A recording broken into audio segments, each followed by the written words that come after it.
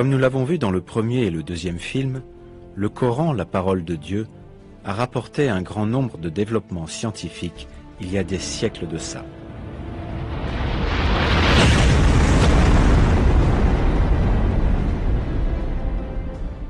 Pourtant, les miracles du Coran ne se limitent pas aux faits scientifiques. Des versets du Coran contiennent également des miracles concernant des sujets historiques.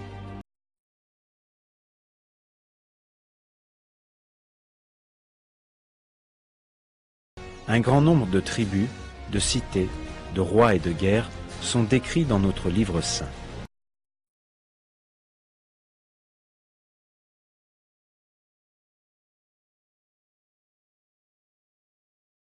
De plus, des recherches et des découvertes archéologiques ont confirmé ces informations qui ont été révélées 1400 ans auparavant.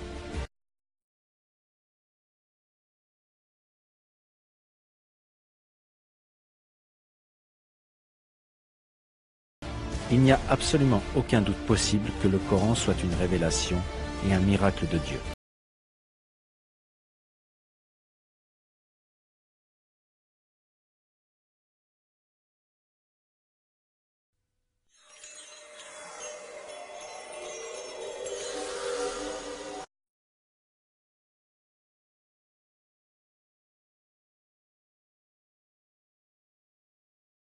On trouve dans le Coran une étonnante prédiction dans les premiers versets de la sourate Ar-Rum qui se réfère à l'Empire byzantin, partie orientale de l'Empire romain.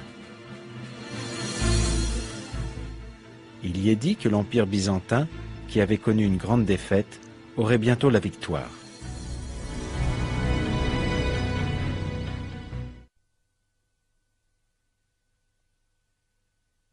Alif, Lam, Mim, les Byzantins ont été vaincus dans la contrée voisine, et après leur défaite, ils seront les vainqueurs dans quelques années. La décision finale, aussi bien avant qu'après, appartient à Dieu, qui accorde la victoire à qui il veut, et ce jour-là, les croyants se réjouiront.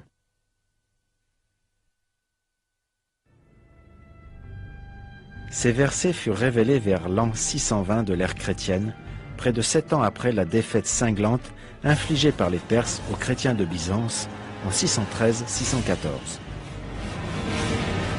En fait, Byzance avait alors subi de telles pertes qu'il semblait impossible qu'elle puisse même continuer à exister, et encore moins de connaître de nouveau la victoire. Après avoir défait les Byzantins à Antioche en 613, les Perses prirent le contrôle de Damas, de la Cilicie, de Tarse, de l'Arménie et de Jérusalem. La perte de Jérusalem en 614 était particulièrement traumatisante pour les Byzantins, car l'église du Saint-Sépulcre fut détruite et les Perses s'emparèrent de la vraie croix, symbole de la chrétienté. En plus des Perses, les Avars, les Slaves et les Lombards constituaient également de graves menaces pour l'Empire byzantin. Les Avars étaient arrivés jusqu'au mur de Constantinople. L'empereur byzantin, Héraclius, avait ordonné de faire fondre l'or et l'argent des églises et d'en faire des pièces de monnaie afin de faire face aux dépenses de l'armée. De nombreux gouverneurs s'étaient révoltés contre l'empereur Héraclius et Byzance était au bord de l'effondrement. La Mésopotamie, la Cilicie, la Syrie, la Palestine, l'Égypte et l'Arménie, qui avaient auparavant appartenu à Byzance, avaient été envahies par les Perses idolâtres. En bref, tout le monde s'attendait à ce que l'Empire byzantin soit anéanti. C'est à ce moment-là que les premiers versets de la sourate Ar-Rum ont été révélés, annonçant que Byzance triompherait à nouveau dans quelques années. Le mot arabe Bidi veut dire un nombre de 3 à 9 moins de 10. Cette victoire semblait tellement impossible que les polythéistes arabes pensaient que la victoire annoncée dans le Coran n'aurait jamais lieu.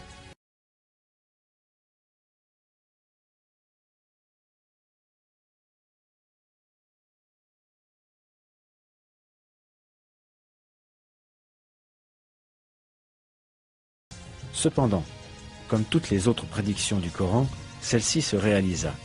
En 622, l'empereur Héraclius gagna un certain nombre de victoires sur les Perses et reconquit l'Arménie. En décembre 627 de l'ère chrétienne, une bataille décisive eut lieu entre Byzance et l'Empire perse à Ninive, à 50 km à l'est du Tigre, près de Bagdad. Cette fois encore, l'armée byzantine vainquit les Perses. Quelques mois plus tard, ces derniers durent conclure un accord de paix avec Byzance et furent obligés de rendre les territoires qu'ils avaient pris à l'Empire byzantin. La victoire de Byzance fut totale lorsque l'empereur Héraclius vainquit le dirigeant perse Khosroès II en 630, qu'il reconquit Jérusalem et récupéra la vraie croix pour l'église du Saint-Sépulcre. En fin de compte, la victoire des Byzantins annoncée par Dieu dans le Coran s'était miraculeusement réalisée dans la période de temps affirmée par le Coran, c'est-à-dire une durée allant de 3 à 9 ans.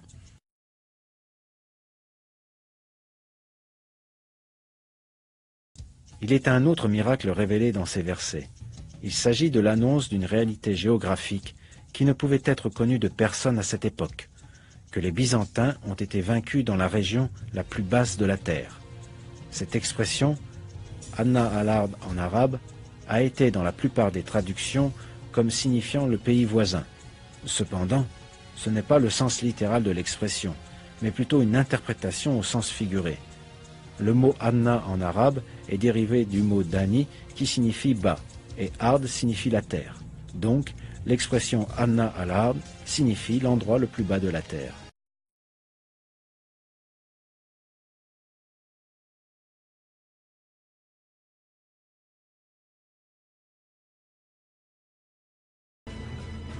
Le bassin de la mer Morte, l'une des régions où les Byzantins furent vaincus en 613-614, est la plus basse région de la terre.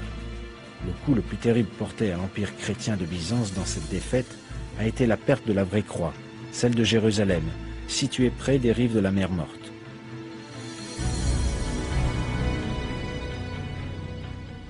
La mer Morte, située à 417 mètres sous le niveau de la mer, est le point le plus bas du globe. L'élément le plus intéressant est que l'attitude basse de la mer Morte n'a pu être mesurée que grâce aux techniques modernes. Auparavant, il était impossible à quiconque de savoir que c'était la région la plus basse du globe.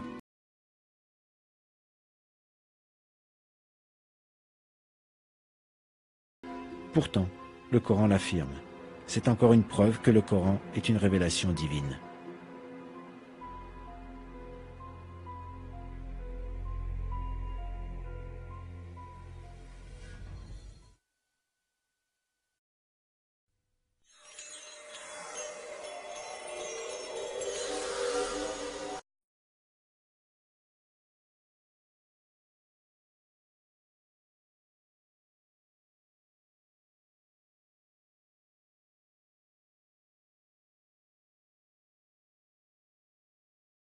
Le dirigeant égyptien connu sous le nom de Pharaon et sa cour étaient extrêmement dévoués à leur système polythéiste et à leurs croyances idolâtres. En réalité, selon leurs croyances perverties, Pharaon était en fait lui-même une divinité. À cette époque, Dieu envoya le prophète Moïse comme son messager au peuple d'Égypte. Pharaon répondit cependant à l'appel du prophète Moïse à croire en Dieu en l'injuriant et en le menaçant.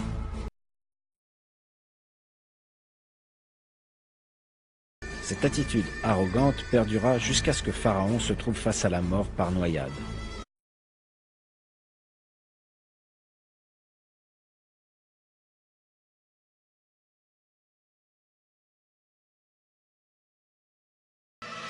Le Coran relate comment il accepta de croire dès qu'il fut face au châtiment de Dieu.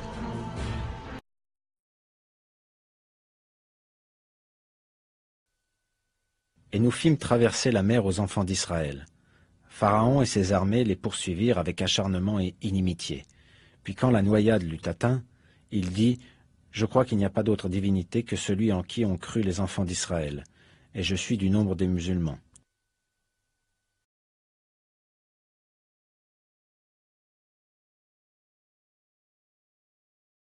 Cependant, cette conversation de dernière minute ne fut pas acceptée, car elle n'était pas sincère.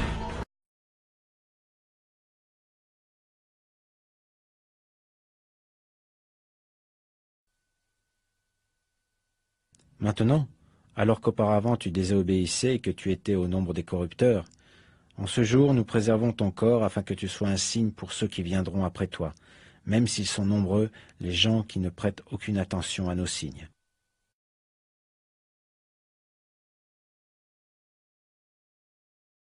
Cette information au sujet du corps de Pharaon, qui servirait de signe pour les futures générations, est peut-être une indication sur le fait que son corps ne pourrirait pas. Dans la chambre des momies royales du musée du Caire, en Égypte, est exposé un corps que l'on pense appartenir à ce tyran.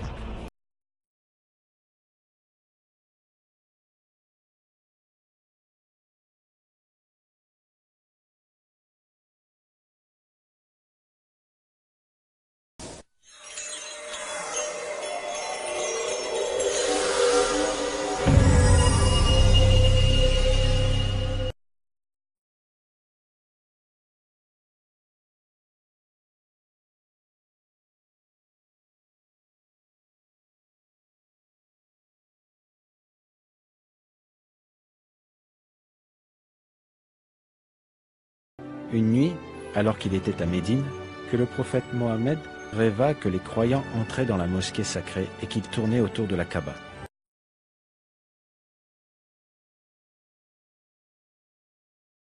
Dans le verset 27 de la sourate Al-Fatih, Dieu révéla au prophète qu'il l'aiderait et le soutiendrait, que le rêve était véridique et que les croyants entreraient à la Mecque.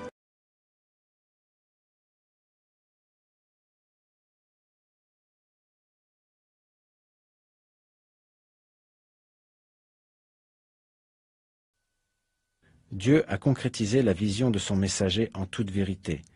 Vous entrerez dans la mosquée sacrée, si Dieu veut, en toute sécurité, ayant rasé vos têtes ou coupé vos cheveux, sans aucune crainte. Il savait donc ce que vous ne saviez pas. Il a placé en deçà de cela une victoire prochaine.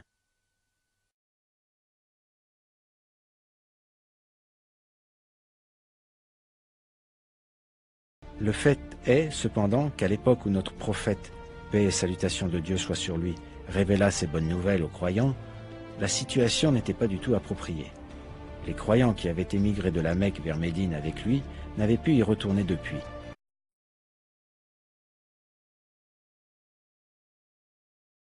De plus, les païens apparaissaient déterminés d'empêcher les croyants de revenir à la Mecque.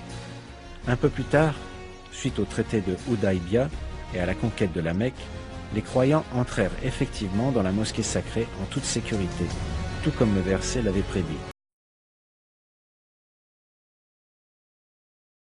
C'est ainsi que Dieu montra que c'était sa volonté que le rêve du prophète se réalisa. Voici d'autres versets annonçant la bonne nouvelle de la conquête de la Mecque.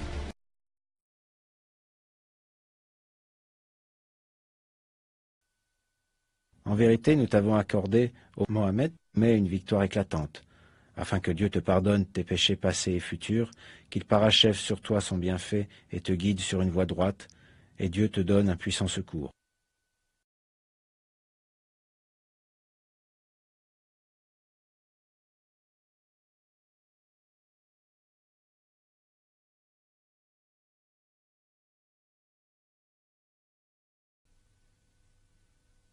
Nous avons décrété pour les enfants d'Israël et annoncé dans le livre, par 2 fois vous sèmerez la corruption sur terre et vous transgresserez d'une façon excessive. Lorsque vint l'accomplissement de la première de ces 2 prédictions, nous envoyâmes contre vous certains de nos serviteurs doués d'une force terrible, qui pénétrèrent à l'intérieur des demeures. Et la prédiction fut accomplie. Ensuite nous vous donnâmes la revanche sur eux, et nous vous renforçâmes en biens et en enfants, et nous vous fîmes un peuple plus nombreux.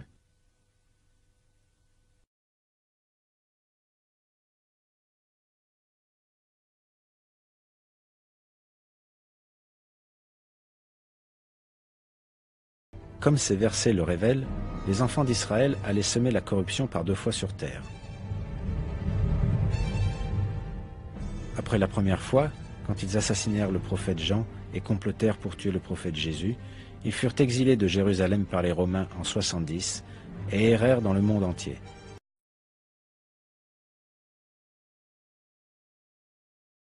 Lorsque ce verset fut révélé au prophète Mohammed, les Juifs vivaient dans des conditions très difficiles dans différents pays et n'avaient pas un pays à eux.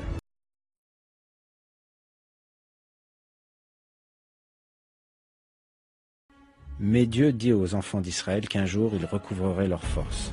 Cependant, à cette époque-là, il y avait très peu d'éventualités pour que cela ait lieu.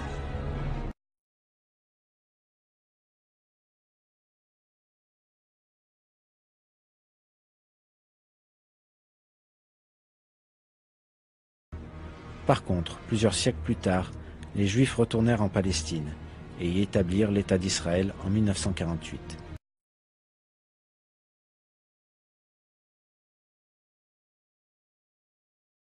Subséquemment, les attitudes des groupes racistes vivant en Israël ont conduit le Moyen-Orient vers des troubles. L'état actuel des choses est un signe de la seconde corruption dont seront responsables les enfants d'Israël.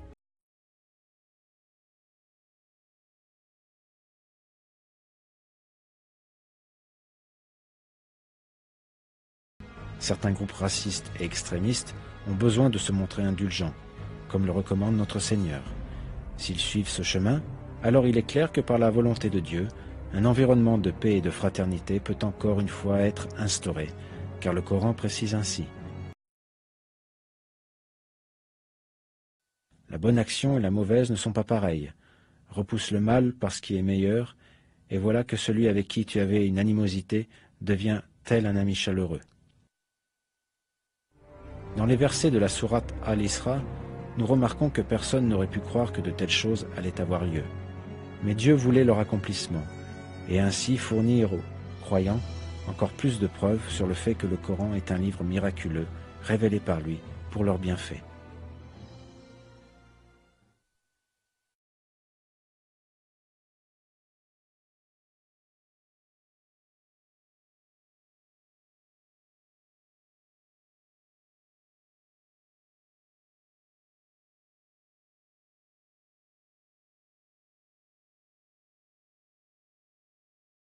L'exploration de l'espace par l'humanité a été accélérée par l'envoi par les soviétiques du satellite Sputnik le 4 octobre 1957, puis du lancement de Vostok 1 en 1961, avec à son bord Youri Gagarin, le premier homme à avoir jamais quitté l'atmosphère terrestre.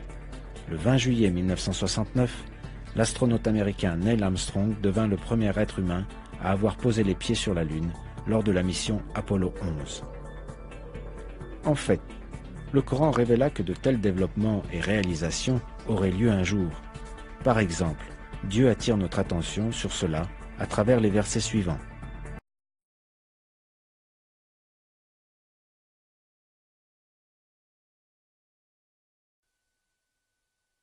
Ô peuple de djinns et d'hommes, si vous pouvez sortir du domaine des cieux et de la terre, alors faites-le. Mais vous ne pourrez en sortir qu'à l'aide d'un pouvoir illimité.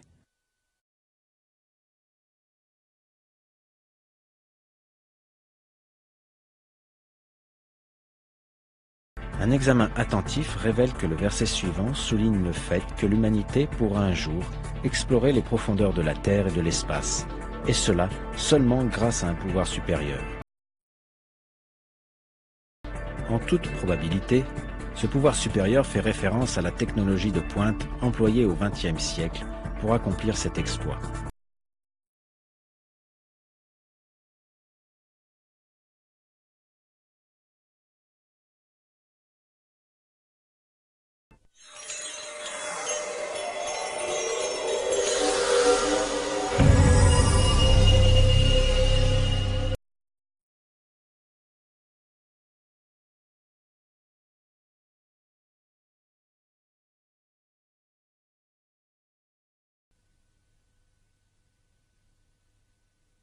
Quelqu'un qui avait une connaissance du livre dit « Je te l'apporterai avant que tu n'aies cligné de l'œil ».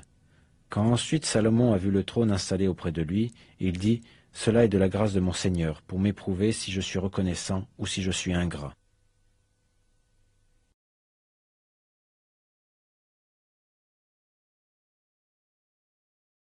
Quelqu'un qui avait une connaissance du livre dit au prophète Salomon qu'il pouvait lui apporter le trône de la reine de Saba très vite.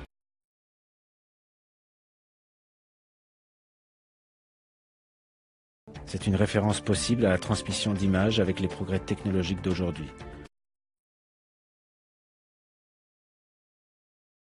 Voici un autre verset sur le même sujet.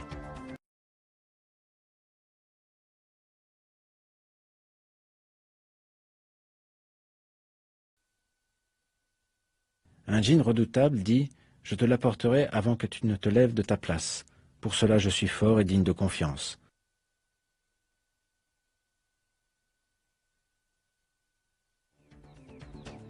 De nos jours, textes, images et films peuvent être envoyés n'importe où dans le monde en l'espace de quelques secondes, grâce à Internet et au progrès de la technologie de l'information. En effet, d'après un reportage de CNN diffusé le 17 juillet 2002, un groupe de physiciens de l'Université nationale d'Australie, à Canberra, a divisé un rayon laser et l'a transmis à plusieurs mètres de distance. Pinkoy Lam, le responsable de cette équipe, a déclaré qu'il n'avait pas encore été possible de transmettre de la matière sous sa forme atomique, mais qu'une telle opération n'était pas impossible à réaliser et pouvait même devenir une réalité dans le futur, tout comme révélé dans le verset.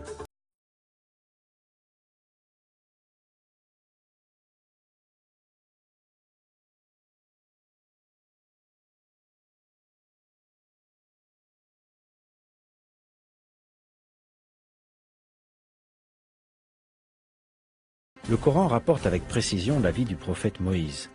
Tout comme il retrace le conflit entre Pharaon et les enfants d'Israël, le Coran révèle des informations précieuses sur l'Égypte ancienne.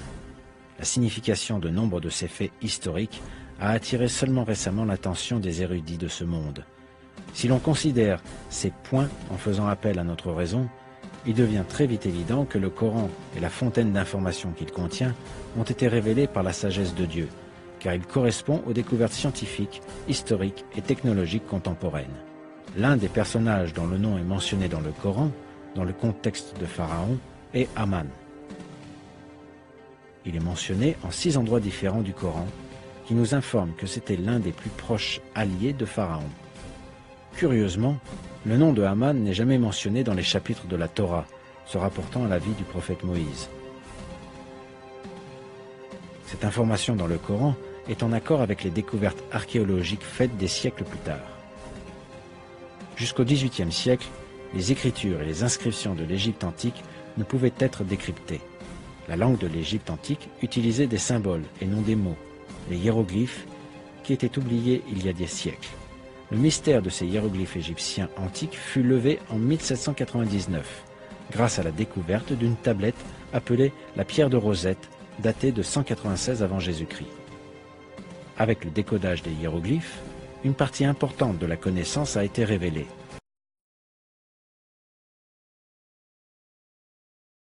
Le nom Haman était en effet mentionné dans des inscriptions égyptiennes. Cette même inscription indiquait aussi la relation très étroite qui existait entre Haman et Pharaon. Dans le dictionnaire People in New Kingdom, basé sur l'ensemble des inscriptions, Haman est mentionné comme étant le chef des carrières de pierre. Le verset coranique, décrivant l'événement relatif à la demande faite par Pharaon à Haman de construire une tour, est en conformité parfaite avec cette découverte archéologique. Et Pharaon dit « Ô notable, je ne connais pas de divinité pour vous autre que moi. Haman, allume-moi du feu sur l'argile, puis construis-moi une tour, peut-être, alors monterai-je jusqu'au Dieu de Moïse. Je pense plutôt qu'il est du nombre des menteurs. »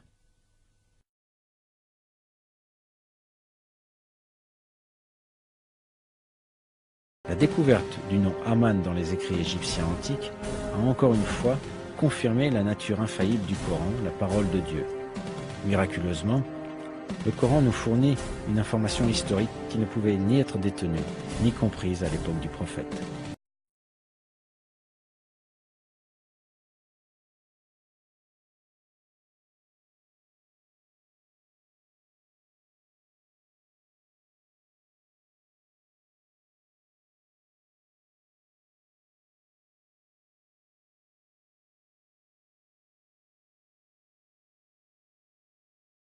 Pharaon et ses proches étaient si dévoués à leur système polythéiste et à leurs croyances païennes que pas même le message du prophète Moïse, doté de sagesse et de miracles spectaculaires, ne parvint à adoucir leur cœur ni à les détourner de leurs superstitions sans fondement.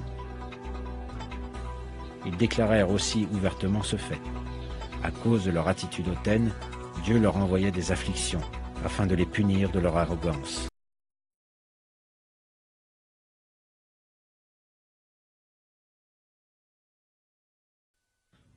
Et nous avons alors envoyé sur eux l'inondation, les sauterelles, les poux ou la calandre, les grenouilles et le sang, comme signe explicite. Mais ils s'enflèrent d'orgueil et demeurèrent un peuple criminel.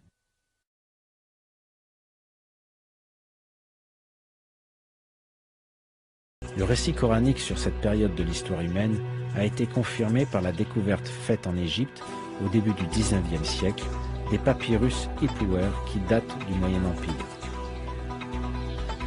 C'est ainsi que le papyrus d'Ipuwer raconte les catastrophes décrites par le Coran.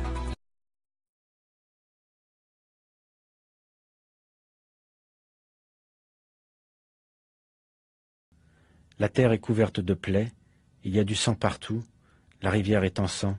En vérité, tout ce qui hier encore était visible a péri. La terre est aussi dénudée qu'après la coupe du lin. La Basse-Égypte pleure, tout le palais est sans ses revenus. À lui appartiennent de droit le blé et l'orge, les oies et le poisson. À vrai dire, le grain a péri de tous côtés, les villes sont détruites, la Haute-Égypte est asséchée, la résidence s'est retournée d'un coup.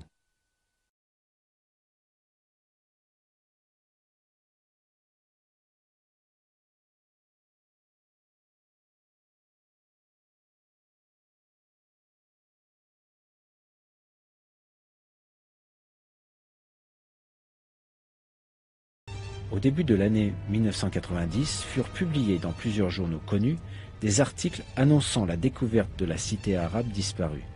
Ce qui rendit cette découverte encore plus curieuse est que cette cité est où le peuple de Had, évoqué dans le Coran, avait vécu.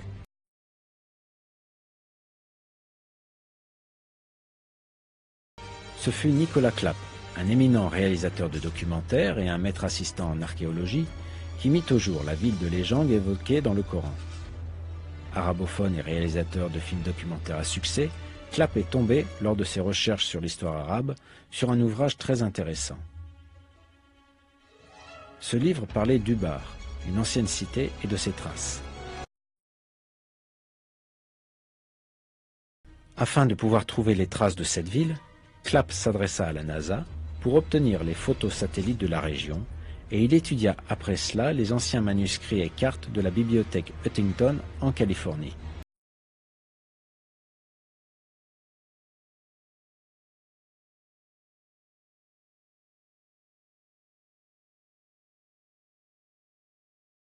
Il y découvrit une carte de la région visée, dessinée par le géographe égypto-grec Ptolémée au IIe siècle, qui révélait l'emplacement d'une ancienne cité trouvée dans la région, ainsi que les pistes qui y menaient. En plus, les pistes sur la carte coïncidaient avec celles des photos satellites prises par la NASA.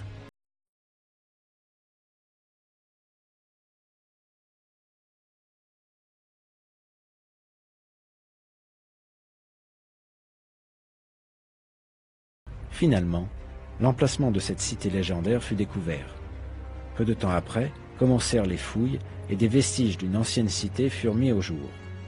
Ce sont ces restes qui démontrèrent que cette ancienne cité était bien celle où avait vécu le peuple de Had évoqué dans le Coran, car parmi les structures déterrées, on mit au jour les vestiges de colonnes et tours, tout comme révélé dans les versets.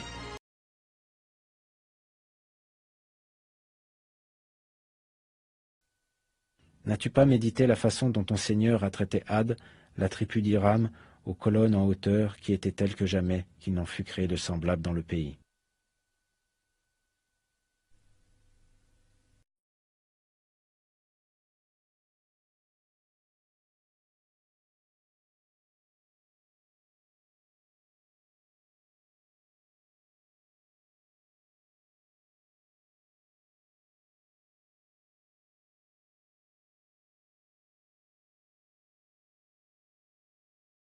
Le prophète Lot a été un contemporain du prophète Abraham. Il a été envoyé comme messager à l'une des communautés vivant non loin du peuple d'Abraham. Au sein de cette communauté, comme nous le dit le Coran, régnait une perversion inconnue au monde jusqu'alors, à savoir l'homosexualité. Lorsque Lot les exhorta à abandonner ce type de pratique déviante et leur délivra le message de Dieu, ils le rejetèrent. Ils refusèrent de souscrire à sa prophétie et s'obstinèrent à continuer dans la même voie. En conséquence, ils furent éradiqués de la surface de la terre par Dieu, qui fit s'abattre sur eux un terrible désastre.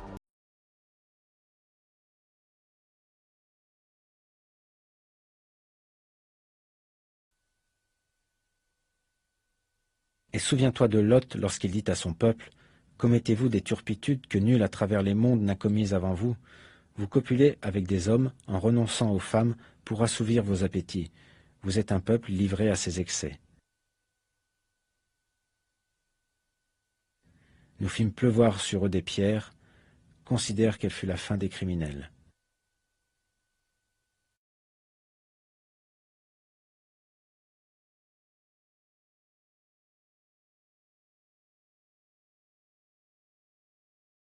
La cité où vivait le prophète Lot et qui fut détruite par la suite a été découverte récemment lors des fouilles archéologiques. Il s'agit de l'ancienne cité de Sodome, telle que désignée dans l'Ancien Testament. Des études archéologiques révélèrent que la cité est plus précisément située près de la mer Morte, à la frontière israélo-jordanienne actuelle. La zone est couverte de grands dépôts de soufre. Le soufre est un élément qui apparaît suite à une éruption volcanique. En effet, il existe dans le Coran des preuves explicites quant aux méthodes de destruction employées, à savoir un tremblement de terre et une éruption volcanique. L'archéologue allemand Werner Keller déclare ceci à propos de cette région. La vallée de Siddim, incluant Sodome et Gomorrhe, située le long de cette grande fissure, a un jour brutalement plongé dans l'abysse. Leur destruction survint suite à un grand tremblement de terre, probablement accompagné d'explosions, d'éclairs, de fuites de gaz naturel et d'incendies généralisés. Dans la haute vallée jordanienne, près de Bashan, il existe encore d'énormes cratères de volcans éteints. De grandes coulées de lave ainsi que d'épaisses couches de basalte ont été déposées à la surface du calcaire.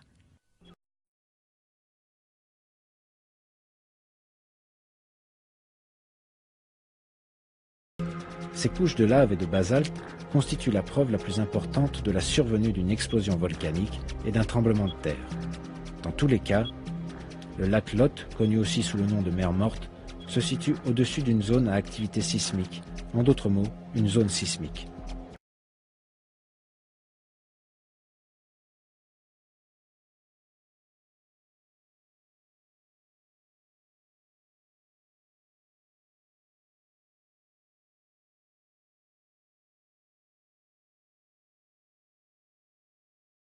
La communauté de Saba faisait partie des 4 plus grandes civilisations de l'Arabie du Sud. Grâce au barrage de Marib, construit avec une technologie plutôt avancée pour cette époque, le peuple de Saba possédait une grande capacité d'irrigation.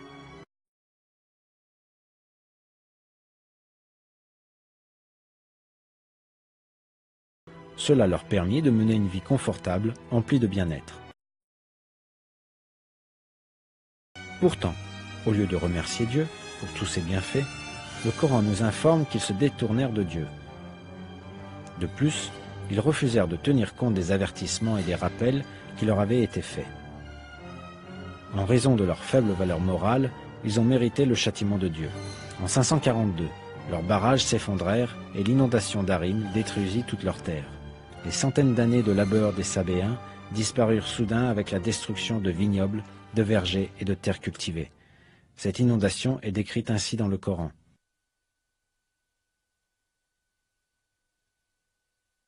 La tribu de Saba avait pourtant un signe dans son territoire, en l'occurrence 2 jardins situés à droite et à gauche de celui-ci. Mangez de ce dont votre Seigneur vous gratifie et témoignez-lui votre gratitude pour ce pays si agréable et pour un Seigneur accordant volontiers son pardon. Ils se détournèrent néanmoins, et nous déchaînâmes contre eux le torrent qui avait crevé les digues, et nous substituâmes à leur jardin 2 autres plantés d'épineux, de tamaris et de quelques jujubiers. C'est ainsi que nous les rétribuâmes pour prix de leur mécréance, et qui donc est ainsi sanctionné si ce n'est le mécréant? Ce fait révélé dans le Coran est en accord complet avec les découvertes archéologiques. L'archéologue chrétien Werner Keller, auteur de l'ouvrage La Bible en tant que livre d'histoire, reconnut que l'inondation d'Arim s'était produite selon la description du Coran. et il écrivit que l'existence d'un tel barrage et la destruction du pays entier suite à son effondrement prouvent que l'épisode coranique relatif aux gens du jardin a bel et bien eu lieu.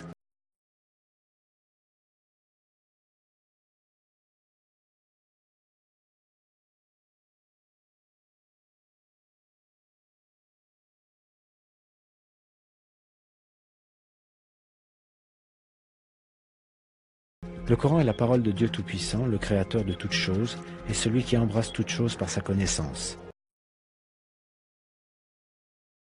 L'une des innombrables preuves de ceci est la façon dont ces versets contiennent des vérités sur des sujets scientifiques, sur le passé ainsi que le futur, que personne ne pouvait connaître à l'époque de sa révélation.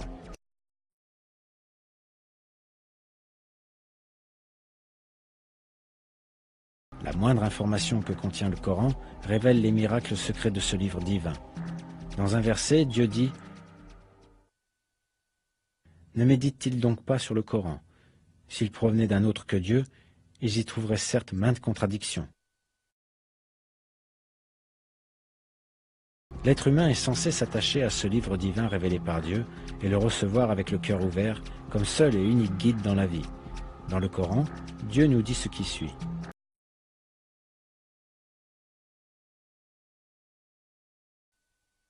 Ce Coran n'est pas susceptible d'être faussement attribué à un autre que Dieu, mais il est la confirmation des Écritures antérieures et un livre détaillé qui ne fait point de doute de la part du Seigneur des mondes.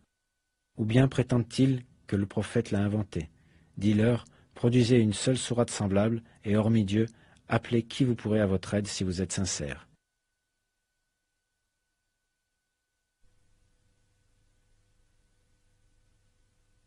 Et voici un livre béni que nous avons fait descendre, suivez-le donc, et soyez pieux afin de recevoir la miséricorde.